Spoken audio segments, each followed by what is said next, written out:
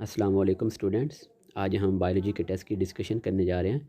First MCQ था, what is the main cause of lung cancer. हमें पता है कि बच्चे लंग कैंसर के अंदर एक्चुअली होता है क्या है कि जो लंग्स के जो सेल्स होते हैं वो अनलिमिटेडली अनकंट्रोलेबली क्या करना स्टार्ट कर देते हैं, उनकी डिवीजन स्टार्ट हो जाती है। और बच्चे इसका जो मेन काज होता है वो हमारे पास होती है स्मोकिंग, क्योंकि जो सिगरेट का जो स्मोक होता है उसके अंदर कार्सिनोजिन्स होते हैं। कार्सिनोजिन मीन कैंसर काजिंग सब्सटेंसेस होती हैं, तो जिसकी वजह से लंग कैंसर हो जाता है। Option A is correct. Next MCQ की बात करें, the respiratory disorder in which cell divisions take place without any control and cause tumour is known as. बच्चे अभी हमने कहा, उसे हम क्या बोलते हैं, लंग कैंसर बोलते हैं, कि जिसके अंदर जो सेल्स होते हैं वो विदाउट एनी कंट्रोल क्या करना स्टार्ट कर देते हैं, उनकी डिवीजन स्टार्ट हो जाती है, जिस वजह से ट्यूमर्स बनती है, जिसे हम क्या बोलते हैं, लंग कैंसर बोलते हैं। इसकी मेन काज क्या होती है, smoking. Option B is correct. Next बच्चे MCQs की बात करें, कैंसर एक्सपैंड्स सिस्टमेटिकली बाय। बच्चे ये PTB की बुक की जो लाइन है ये, कि it expand by the metastasis. जो कैंसर जो ट्यूमर्स बच्चे एक जगह बनती हैं, मेलिग्नेंट ट्यूमर, वो एक जगह से दूसरी जगह जब उसके जो ट्यूमर जब वो ट्रैवल करके जाती हैं, जब जिस नई जगह पर जाएंगी तो वहाँ पे भी ट्यूमर बन जाएगी। तो ये इस फिनोमेना को हम क्या बोलते हैं, मेटास्टेसिस बोलते हैं, कि ट्यूमर का पूरी बॉडी के अंदर स्प्रेड होना, जब मतलब पूरे लंग्स के अंदर कैंसर का स्प्रेड हो जाना, उस प्रोसेस को हम क्या बोलते हैं बच्चे, मेटास्टेसिस बोलते हैं। Option C is correct. Loss of lung tissue is caused by. बच्चे इसका आंसर हमारे पास होगा एम्फीसीमा। एम्फीसीमा हम किसे बोलते हैं, it is the destruction of the wall of the alveoli. इसमें चूँकि एल्विलाई की ब्रेक डाउन हो रही है, जिसकी वजह से जिस जिस पोर्शन में वो लंग के टिश्यू एल्विलाई डैमेज होते जाएंगे, तो वो लंग्स का जो पोर्शन होता जाएगा वो लॉस होता जाता है। मीन इसके अंदर चूँकि एल्विलाई की ब्रेक डाउन होती जा रही है, तो जिसकी वजह से जो एल्विलाई बच्चे वो लॉस होते जाएंगे। तो हमारा कौन सा ऑप्शन करेक्ट होगा, option A is correct. Pneumonia के अंदर क्या होता है कि वो जो एल्विलाई होते हैं वो पस के साथ फील हो जाते हैं। ब्रोंकाइटिस, इसके अंदर बच्चे जो ब्रोंक्यूल्स होते हैं उनके अंदर पस वगैरह बन जाती है। और एस्थमा, हमें पता है कि जो बच्चे एस्थमा के अंदर क्या होता है कि जिसे दमा बोलते हैं, इसके अंदर जो सांस लेने में क्या होता है, प्रॉब्लम आता है। और ये उस एस्थमा उस वक्त होता है जब कोई एलर्जेंस उस पेशेंट के अंदर जाता है, तो वहाँ पे उसका जो इम्यून रिस्पॉन्स होता है, उसके मतलब इम्यून रिस्पॉन्स में क्या होगा कि वहाँ पे बच्चे एक इन्फ्लेमेटरी सब्सटेंस प्रोड्यूस होती है, जैसे कि हिस्टामीन होती है, और वहाँ पे क्या कर देती है, इन्फ्लेमेशन काज कर देती है, जिसकी वजह से फर्दर सांस लेने में क्या आता है, प्रॉब्लम आता है। Asthma release a compound. बच्चे वही फिर आ गया कि जो एस्थमा होता है, इस कंडीशन में जब कोई एलर्जेंस हमारी बॉडी के अंदर जाता है, तो पेशेंट की बॉडी के अंदर क्या रिलीज़ होते हैं, इन्फ्लेमेटरी सब्सटेंस प्रोड्यूस होते हैं, और उनमें से एक सब्सटेंस हमारे पास क्या है, हिस्टामीन, जो कि फर्दर इन्फ्लेमेशन को इन्हांस कर देता है। Option A is correct. The inside of the lungs is damaged in. अब बच्चे अगर यहाँ पर ऑप्शन के अंदर अगर ट्यूबरकुलोसिस होता है तो हमने वो टिक करना था, क्योंकि PTB के अंदर ये लाइन टेक्स्ट बुक की लाइन है कि in tuberculosis the inside of the lungs is damage. लेकिन अगर हम इन चार ऑप्शन में से देखें तो यहाँ से बच्चे जो बेस्ट ऑप्शन होगा वो एम्फीसीमा होगा, क्योंकि एम्फीसीमा के अंदर भी क्या होता है कि जो एल्विलाई होते हैं वो उनकी ब्रेक डाउन हो जाती है, और मतलब उसके अंदर भी एक्चुअली क्या हो रहा है कि लंग्स का जो इन साइड है वो सब का सब डैमेज हो रहा है। Option A is correct. How many compounds of tar of tobacco smoke are included in causing cancer. तो बच्चे जो टोबैको होता है उसके अंदर टार के कितने कंपाउंड होते हैं, more than 10 compound. Option D is correct. The disease characterised by the break down of alveoli. तो बच्चे जिसमें एल्विलाई की जो वाल्स ब्रेक डाउन होती हैं उन्हें हम क्या बोलते हैं, एम्फीसीमा बोलते हैं। नेक्स्ट बच्चे बात करें, the infection of the lungs is called. तो बच्चे लंग्स के इन्फेक्शन को हम क्या बोलते हैं, नमूनिया। और अगर दोनों लंग्स इससे इन्फेक्ट हो तो हम क्या बोलते हैं, डबल नमूनिया। Haemoglobin can carry. तो बच्चे जो कि हीमोग्लोबिन के अंदर 4 हीम पार्ट होते हैं, तो इस वजह से जो हीमोग्लोबिन होती है वो 4 मॉलिक्यूल ऑफ ऑक्सीजन को कैरी करते हैं। लेकिन हम मायोग्लोबिन की बात करेंगे तो उसके अंदर जस्ट 1 हीम पार्ट होता है, इस वजह से जो मायोग्लोबिन है वो just 1 molecule of oxygen carry करती है, लेकिन हीमोग्लोबिन जो है वो 4 मॉलिक्यूल ऑफ ऑक्सीजन को कैरी करती है। The carbon dioxide transported in the form of by carbonate ion. तो बच्चे बाई कार्बोनेट आयन की फॉर्म में जो कार्बन डाइऑक्साइड वो कितनी ट्रांसपोर्ट होती है, 70% जो ट्रांसफर होती है। और उसके अलावा बच्चे हमारे पास जो जो कार्बन डाइऑक्साइड है ये ऑलमोस्ट 23% जो है ये प्लाज्मा प्रोटीन के अंदर डिजॉल्व होकर, मतलब प्लाज्मा के थ्रू ट्रांसपोर्ट होती है। और उसके अलावा बच्चे प्लाज्मा के अंदर 7% होती है, और 23% होती है वो कार्बोक्सी हीमोग्लोबिन की फॉर्म में ट्रांसपोर्ट होती है। अब हमसे बाई कार्बोनेट का पूछा गया, तो यहाँ पे हमारा कौन सा ऑप्शन करेक्ट होगा, 70%। Glottis is line with. बच्चे ग्लॉटिस हम किसे बोलते हैं, देखें ये हमारे पास जो ट्रैकिया विंड पाइप है। अब इस विंड पाइप का जो स्टार्टिंग पोर्शन है उसे हम क्या बोलते हैं, लेरिंग्स। और उस लेरिंक्स की ओपनिंग को हम क्या बोलते हैं, ग्लॉटिस बोलते हैं। तो अब जो ग्लॉटिस को बच्चे किसने लाइन किया होता है, म्यूकस मेम्ब्रेन ने, जो कि क्या प्रोड्यूस करती है, म्यूकस प्रोड्यूस करती है। और इसका काम क्या होता है बच्चे, वो जर्म्स वगैरह से या डस्ट डर्ट पार्टिकल से उसको प्रिवेंट करना, उसको इंट्रैप करना। ब्रीथिंग इज़ कंसिडर्ड, बच्चे जो ब्रीथिंग है ये इसे हम क्या कहते हैं, मैकेनिकल प्रोसेस जिसके अंदर इंस्पायरेशन और एक्सपायरेशन हो रही होती है और गैसेस एक्सचेंज होते हैं। कार्बोनिक एनहाइड्रेज इज़ फाउंड, तो बच्चे carbonic anhydrase red blood cell के अंदर, तो इसका काम क्या होता है कि बच्चे कार्बन डाइऑक्साइड के अंदर कार्बन डाइऑक्साइड जब बच्चे ब्लड के अंदर, वाटर के अंदर ये जब मतलब रेड ब्लड सेल के अंदर एंटर होगी तो वाटर के अंदर डिजॉल्व क्या बनाती है, कार्बोनिक एसिड, जो कि फिर ब्रेक डाउन होकर क्या बनाता है बच्चे अपना बनाता है बाई कार्बोनेट आयन, जिसकी फॉर्म में वो कार्बन डाइऑक्साइड क्या करती है, ट्रैवल करती है। और उसके अलावा बच्चे जो हीमोग्लोबिन है, जब हीमोग्लोबिन के साथ ऑक्सीजन अटैच होती है और ऑक्सी हीमोग्लोबिन बनता है, तो बच्चे ये रिएक्शन भी कौन कैटेलाइज कर होता है, ये भी कार्बोनिक एनहाइड्रेज जो है वो, ये इंजाइम जो है इस रिएक्शन को कैटेलाइज कर होता है। Option A is correct. The process through which organism get oxygen from their cells from their surrounding medium is known as, बच्चों हम क्या बोलते हैं, गैशियस एक्सचेंज, रेस्पिरेटरी एक्सचेंज नहीं, इसका हम स्पेसिफिक टर्म का यूज़ करते हैं, gaseous exchange. Option A is correct. Which product is form when carbon dioxide combined with the amino group of haemoglobin. बच्चे इसको नेक्स्ट एक्सप्लेन करने से पहले आपने याद रख लेना कि जो हीमोग्लोबिन होती है इसके अंदर 2 पार्ट्स होते हैं, एक इसका ग्लोबिन, इसका प्रोटीन पार्ट होता है, और एक बच्चे इसका हीम, इसका नॉन प्रोटीन पार्ट होता है। तो आपने याद रखना है कि जो इसका प्रोटीन पार्ट है, उस प्रोटीन पार्ट से याद रखना बच्चे कार्बन डाइऑक्साइड और हाइड्रोजन आयन अटैच होते हैं, और उस हीमोग्लोबिन का जो नॉन प्रोटीन पार्ट होता है उसे कौन कौन अटैच होते हैं, ऑक्सीजन और कार्बन मोनोऑक्साइड। और कार्बन मोनोऑक्साइड और ऑक्सीजन में से किसकी अफिनिटी ज़्यादा होती है, कार्बन मोनोऑक्साइड की अटैच होने की अफिनिटी वो क्या होती है, ज़्यादा होती है। तो नॉन प्रोटीन पार्ट से कौन कौन अटैच होते हैं, ऑक्सीजन और कार्बन मोनोऑक्साइड। प्रोटीन पार्ट से कौन कौन अटैच होते हैं, कार्बन डाइऑक्साइड और हाइड्रोजन है। अब हम इस एमसीक्यूज पे आते हैं, यहाँ पे लिखा हुआ है कि प्रोटीन पार्ट से मतलब अमाइनो ग्रुप से जो कार्बन डाइऑक्साइड अटैच होती है तो प्रोडक्ट क्या बनती है, उसे हम क्या बच्चे बोलते हैं, कार्बोक्सी हीमोग्लोबिन उसे हम बोलते हैं। Option A is correct. The structure with a diameter less than 1 millimetre are called bronchiole. बच्चे जब ब्रोंकाई जब लंग्स के अंदर एंटर होते हैं तो वो फर्दर डिवाइड होकर पहले सेकेंडरी ब्रोंक्यूल, और जब उनका डायमीटर 1 मिलीमीटर से लेस हो जाता है तो हम क्या बोलते हैं, ब्रोंक्यूल्स बोलते हैं। Air enter the nasal cavity through, तो बच्चे जो एयर है वो नेजल कैविटी के अंदर किसके थ्रू एंटर होती है, through nostrils. Option A is correct. A series of C-shaped cartilage rings are found in the wall of trachea which is also known as wind pipe. बच्चे इन C shaped ring का function क्या होता है कि अगर ट्रैकिया के अंदर एयर मौजूद ना हो तो उसको ये कोलैप्स करने से क्या करते हैं, प्रिवेंट करते हैं ताकि वो कोलैप्स ना कर जाए। Option C is correct. Each nasal cavity is subdivided into 3 passageway in the man, आपकी बुक की लाइन थी। Option B is correct.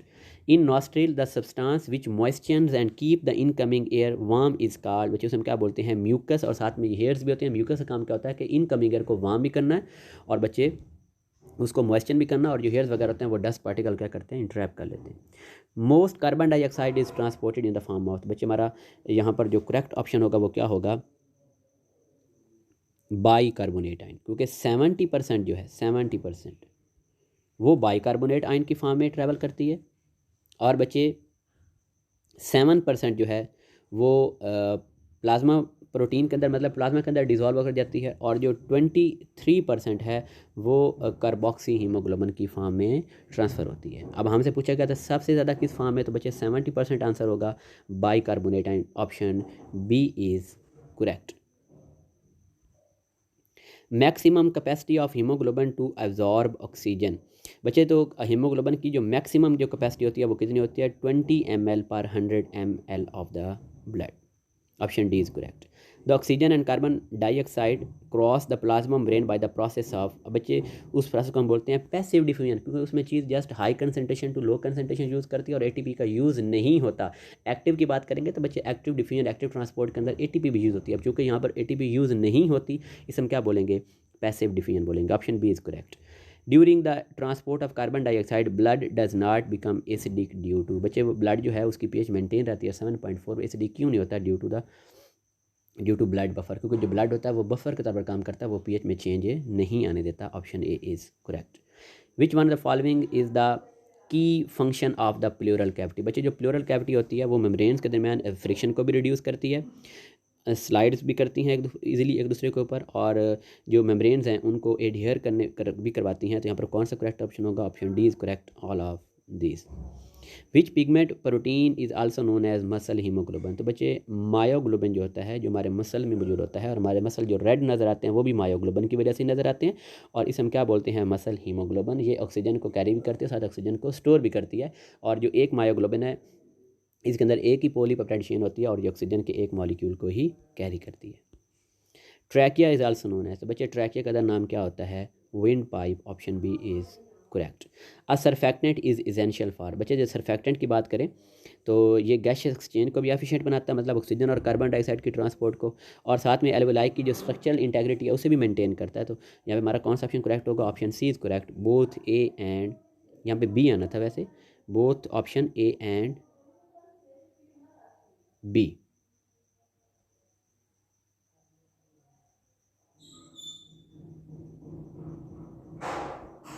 Which of these is not involve in respiration. बच्चे respiration के अंदर देखें trachea भी involve, जिसमें wind pipe बोलते हैं, ब्रोंकाई भी इन्वॉल्व है, लंग्स भी इन्वॉल्व है, लेकिन ग्लूकागोन, बच्चे ग्लूकागोन जो है ये तो एक हार्मोन है, और ये कौन प्रोड्यूस करता है, पेंक्रियाज। इसका काम क्या होता है कि ब्लड के अंदर ग्लूकोज लेवल को इंक्रीज़ करना, तो ये तो रेस्पायरेशन में इन्वॉल्व नहीं है। तो मीन हमारा कौन सा ऑप्शन करेक्ट होगा, option C is correct. How many pairs of ribs are present in the chest wall. तो बच्चे जो चेस्ट वाल होती है उसके अंदर हमारे पास कितने रिब्स के पेयर होते हैं, बच्चे 12 pair of ribs. Option A is correct. अगर हम बच्चे नेक्स्ट एमसीक्यूज़ की बात करें, the epiglottis a flap of tissues covers the. अब बच्चे ये थोड़ा कन्फ्यूजिंग है, देखें कैसे। मैंने कहा था ये ट्रैकिया है, इस ट्रैकिया का जो जो फर्स्ट पोर्शन होता है उसे हम क्या बोलते हैं, उसे हम बोलते हैं लेरिंग्स। अब लेरिंग्स की ओपनिंग को हम क्या बोलते हैं, ग्लॉटिस। अब जो एपीग्लॉटिस होता है बच्चे, यहाँ पे वो देखें, ये लेट्स सपोज ये एक फ्लैप ऑफ कार्टिलेज है जो जो फूड को प्रिवेंट करता है कि वो इस जो ये जो सांस वाली नाली है, विंड पाइप है, इसमें ट्रांसफ़र ना हो। मतलब ये इसको इसकी ओपनिंग क्या कर देता है, क्लोज कर देता है, ताकि जो फूड है वो इसोफेगस में जाए, इसमें ना जाए। अब यहाँ पे बच्चे epiglottis flap of tissue covers the. अब बच्चे देखें यहाँ पे अगर हम बात करें तो जो ग्लॉटिस है उसको भी कवर कर रही है, लेकिन इसको ओवरऑल हम क्या बोलेंगे, लेरिंग्स बोलेंगे, कि जो ग्लॉटिस है वो एपीग्लॉटिस जो है वो लेरिंग्स को कवर कर रही है। तो मीन यहाँ पर जो बेस्ट सुइटेबल ऑप्शन बच्चे होगा वैसे वो लेरिंग्स ही होगा, कि जो एपीग्लॉटिस है वो लेरिंग्स को क्लोज कर रही है ताकि उसमें कोई चीज़ एंटर ना हो। Option B is correct.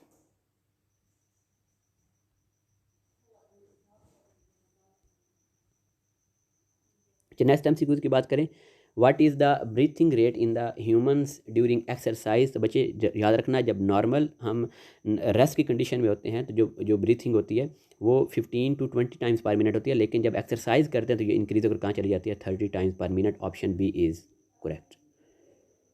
A surfactant is a secretory product that is compose of. तो बच्चे जो सरफेक्टेंट होता है वो उसको क्या बोलते हैं, it is a lipoprotein. Lipoprotein, तो बच्चे फिर वो किससे बना होगा, lipid plus protein. Option A is correct. Which of these doesn't contain cartilage. बच्चे देखें जो ट्रैकिया होते हैं इसके अंदर भी कार्टिलेज होता है, लेरिक्स में भी होता है, ब्रोंकाई में, लेकिन जो ब्रोंक्यूल्स होते हैं इनके अंदर कार्टिलेज प्रेजेंट नहीं होता। Option A is correct. Air sacs consist of several microscopic single layer structure which are called alveoli, और जिनको ब्लड कैपिलरीज ने सराउंड किया होता है, और यहीं पे क्या होना है, gaseous exchange. The floor of the chest is. बच्चे चेस्ट के फ्लोर को हम क्या बोलते हैं, डायाफ्राम, जो कि स्केलेटल मसल की एक शीट होती है जो एब्डोमिनल कैविटी को चेस्ट कैविटी से भी क्या करती है, अलग करती है। Air contains what percentage of carbon dioxide. तो बच्चे एयर के अंदर कार्बन डाइऑक्साइड कितनी होती है, 0.03 से 0.04%। विच of these is the functional unit of lung. बच्चे अगर फंक्शनल यूनिट पूछा जाए तो हमारा आंसर होगा एयर सैक्स, और अगर स्ट्रक्चरल यूनिट ऑफ लंग्स की बात की जाए तो वो हमारे पास क्या होता है, alveoli. Structural unit alveoli, functional unit air sac. Option A is correct. Lungs are porous. बच्चे लंग्स पोरस क्यों होते हैं, due to present of million of alveoli. Option C is correct. Ciliated epithelium is present in all of the following. बच्चे ciliated epithelium का purpose क्या होता है कि जो सीलिया होते हैं ये उस म्यूकस को बीट करते हैं कि वो फेरेंस की तरफ आए, और उसके अंदर सारे क्या चीज़ें इंट्रैप हैं, डस्ट, डर्ट और जम्स वगैरह। तो अब ये बच्चे नेज़ल कैविटी में भी मौजूद होती है, ट्रैकिया में भी सीलेटेड एपिथेलियम होती है, ब्रोंकाई में भी होती है, लेकिन एल्वियोलाई में नहीं होती। Option D is correct. During swallowing glottis is, बच्चे ग्लॉटिस वही लेरेंस की ओपनिंग को ग्लॉटिस बोलते हैं, तो वो क्या होती है, पार्टली क्लोज होती है, कंप्लीटली क्लोज नहीं होती। Option B is correct. Bronchi have, तो बच्चे जो याद रखना, जो ट्रैकिया होते हैं ना उसके अंदर तो series of C shape cartilage ring होते हैं, लेकिन जब ब्रोंकाई होती है ना तो ब्रोंकाई के अंदर जो स्टार्ट वाली जो ब्रोंकाई जहाँ से स्टार्ट होगी तो उसके अंदर कार्टिलेज रिंग भी होते हैं। जब वो आगे आगे डिवाइड होती जा रही है तो फिर वो जो रिंग्स हैं वो रिप्लेस रहते हैं कार्टिलेज प्लेट से। तो अब चूँकि यहाँ पे बोथ का ऑप्शन है तो यही बोथ ऑप्शन जो यही करेक्ट होगा कि इनमें रिंग्स भी होते हैं और साथ साथ में प्लेट्स भी होते हैं। मैंने कहा जो स्टार्टिंग वाले जो ब्रोंकाई होते हैं उनमें रिंग होते हैं, लेकिन जब वो फर्दर डिवाइड करेंगे तो वो जो रिंग है वो प्लेट से रिप्लेस हो जाएंगे। तो ओवरऑल बात करेंगे तो मीन उनमें रिंग भी होंगे और प्लेट्स भी होंगे। Option C is correct. Which has 3 lobes, तो बच्चे जो राइट लंग होता है वो बड़ा होता है और उसके 3 लोब होते हैं, और लेफ्ट लंग की बात करें तो उसमें जस्ट 2 लोब्स होते हैं। Nostrils and nasal cavities are involve in, तो बच्चे नॉस्ट्रिल्स और नेज़ल कैविटी का मेनली काम क्या होता है, देखें इनका काम होता है एयर को फिल्टर भी करना, उसको मॉइस्चर भी करना और उसको वार्म भी करना। Mean all of this is the correct option कि इनका काम ये सब होता है। बच्चे एक्चुअली इस नॉस्ट्रिल और नेज़ल कैविटी में होते हैं क्या, वो म्यूकस और साथ में हेयर्स होते हैं जो कि इनकमिंग एयर को फिल्टर भी करते हैं, उसको मॉइस्ट भी करते हैं और उसको वार्म भी करते हैं। विच of the following is not the function of human respiratory tract, तो बच्चे ह्यूमन रेस्पिरेटरी ट्रैक का देखें तो इसमें गैशियस एक्सचेंज भी होती है, बच्चे एसिड बेस बैलेंस भी होता है। देखिए कैसे जो कार्बन डाइऑक्साइड है ना वो एसिडिक करैक्टर रखती है। अब कार्बन डाइऑक्साइड जब टिश्यू बनेगी तो वो ब्लड के थ्रू लंग्स में आएगी, तो लंग से वो बच्चे बाहर ट्रांसपोर्ट हो जाएगी, तो मीन वहाँ पर एसिड बेस का बैलेंस भी हो रहा है, लेकिन गैशियस ट्रांसपोर्ट नहीं। मेनली हम कहते हैं गैशियस एक्सचेंज होता है, गैशियस ट्रांसपोर्ट नहीं होता, और टेम्परेचर रेगुलेशन ये भी और होता है। तो मीन यहाँ पर जो ऑप्शन जो पॉसिबल करेक्ट होगा वो ऑप्शन सी है, most suitable option, option C, gaseous transport is not function. Breathing is a mechanical process consisting of 2 phase, तो बच्चे ब्रीथिंग के अंदर जस्ट 2 हमारे पास प्रोसेस होते हैं। वो वैसे ब्रीथिंग खुद मैकेनिकल प्रोसेस है और उसमें एक्चुअली उसके 2 पार्ट्स कौन कौन से हैं बच्चे, inspiration and expiration.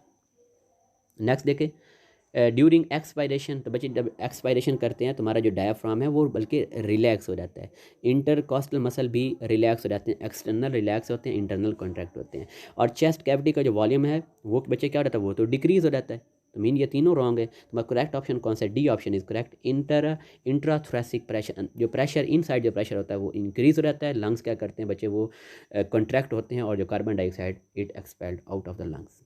Which of these is a passive process, तो बच्चे याद रखना जो ब्रीथिंग होती है, ब्रीथिंग जो है बच्चे वो ओवरऑल बात करेंगे तो ब्रीथिंग जो है वो हमारे पास एक एक्टिव प्रोसेस है, लेकिन जब हम रेस्ट पर होते हैं तो जो इंस्पायरेशन होती है, इंस्पायरेशन वो एक्टिव प्रोसेस होता है रेस्ट के ऊपर, और जो एक्सपायरेशन होता है बच्चे वो रेस्ट पे, एक्सपायरेशन, तो रेस्ट पे जो एक्सपायरेशन है ये पैसिव प्रोसेस है और जो इंस्पायरेशन है ये एक्टिव प्रोसेस है।